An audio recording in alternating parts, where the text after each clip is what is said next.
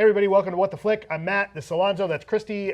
We are talking about a movie named Goat, which has nothing to do with Goat Simulator, which epic game. You know what? Nick now knows what that is because of you. So thank you so much for this. Yeah. This is not about that. This is about... It's like The Sims with goats. Oh, okay, sure. More insane. This is Goat. Well, go ahead and say let's describe it because I haven't seen it. Yes. Okay, all right. So this is based on a memoir. It is about Ben Schnetzer, who's one of my favorite actors right now. He pops up in Snowden, and he was in Pride. Plays a young college student who has gone through a traumatic incident the summer before his freshman year, but nonetheless decides to pledge the fraternity where his older brother Nick Jonas is already a member, and the hazing of Hell Week starts to bring back memories of the traumatic incident and kind of makes the whole thing look really disturbing. Take a look.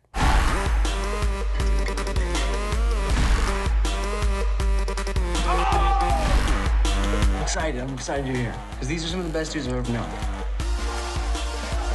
You're gonna be fly sick, but we're gonna do stuff with our lives.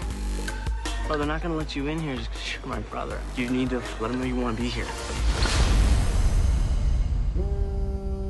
Hello? Get your ugly goat ass to the house in 11 minutes or you're dead. Move, you piece of shit! Get your ass! This is really tense and really well made and really well acted, and it goes to some, it dares to go to some dangerous places in terms of not just the hazing that these guys endure. This is based on this guy, Brad Land's memoir. He was a Kappa Sig at Clemson. This is a made-up fraternity and a made-up school, but it's based on his actual experiences. The idea that he works through the pain and the trauma of the attack he endured by inflicting further pain and trauma upon himself is really fascinating. And it's the kind of thing, it's a kind of really uncomfortable, true thing that movies don't necessarily always want to explore because it's just so hard to watch. And a lot of this movie is so hard to watch, but not necessarily in a gratuitous way. No, I mean, all the awful shit that happens is, for one thing, voluntary. These guys are all going through this because they want to be into this in this frat. But yeah, you're right. It's also this weird kind of therapy in a way, at times at least. And there's other times I think where even the Nick Jonas character is like, are we crossing a line here? Is this too much? So yeah, I mean, it's not a perfect movie. I think there are characters who disappear, and there are conversations that aren't had that I think would have helped, but I think Schnetzer and Jonas are both really great. Yeah. There's a really fun James Franco cameo. Oh, yes. And that guy exists, by the way. The alum who comes back to get hammered with the frat boys, he exists. I'm sure. He's a real guy. I want to look up the guy who is like sort of your James Spader figure here. Oh, no, I was looking him up too. What's his name? Jake Picking. No. He is the pledge master, the blonde dude. I'm thinking about the guy who with the hair. I'm not sure. I'm gonna look it up. You talk. Jake Picking is the new millennial William Zabka. I'm calling it now. Yeah, that makes sense. No, I'm thinking of Glenn Halper. He looks kind of like J.C. Chazet. He's like the dude.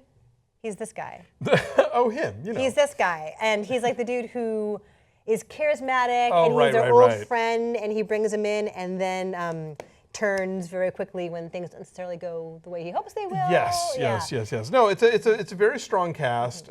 David Gordon Green co-wrote the film. I think he was attached to direct it at some point. And that makes sense in terms of there's a naturalism to it, yes. right? Despite the really horrific stuff that occurs and the really disgusting stuff that occurs, there is a lack of judgment and a bit of a detachment from it that reminded me of some of David Gordon Green's movies, like Prince Avalanche, like that vein of his, where he's an observer, like a detached kind of observer. Because I don't think this movie is making Andrew Neel, right? Andrew Neel directed. He and Mike Robert did the final draft of the script. I don't necessarily see any judgment here as to these men and their choices on either end of the hazing equation, the frat members or the pledges. Like I think it explores that really fascinating and intense homoerotic yet homophobic bond that connects them without judgment as to anybody's choices here. Yeah, I mean, I think it's fairly straightforward brutality, you know, but at the same time, the movie isn't sort of like, oh, isn't this terrible? You know,